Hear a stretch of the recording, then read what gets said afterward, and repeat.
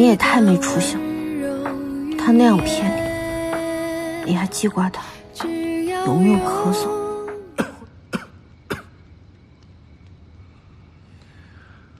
我没事儿，你不用管我。去，内力那么强，装什么可怜？对不起啊，吵到你了。我内力深，夜里这点寒气我受得住。你快睡吧。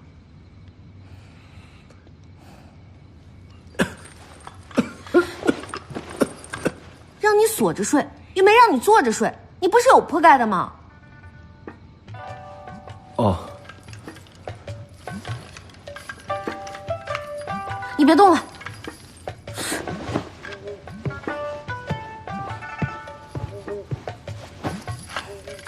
什么指挥使？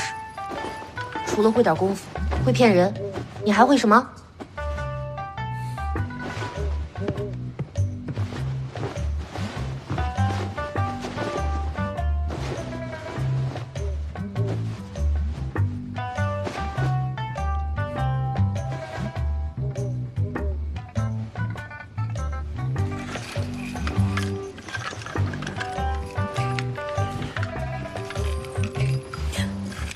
您干什么？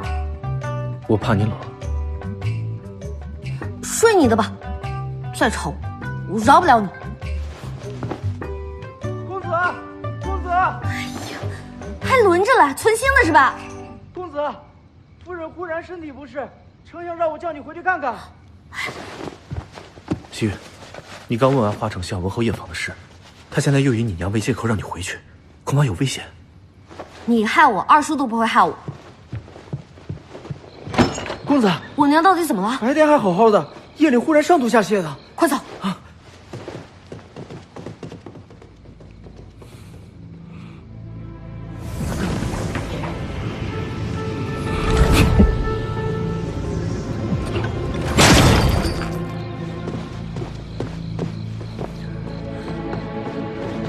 王爷，先前强行化解体内的苏骨散，已受内伤，不能成家。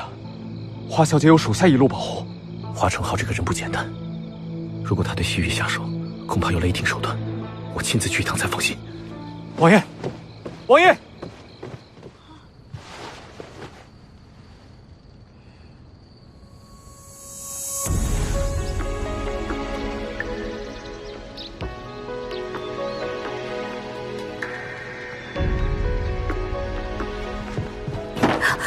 你别弄伤自己。你受伤了。这是我从宁国带过来的宫廷秘药，不仅可以止血，还不会留疤。春秋冬夏的时光荏苒，指尖听见花开，花落在辗转，犹如青石绵延不断，浮动着手中琴弦，留下心语。你也太没出息了！他那样骗你，你还记挂他有没有咳嗽，会不会着凉？会爱恨皆天，红尘相依于你的笑颜，风舞纷飞的世界，繁华灿烂，惊艳你的青山和苍然。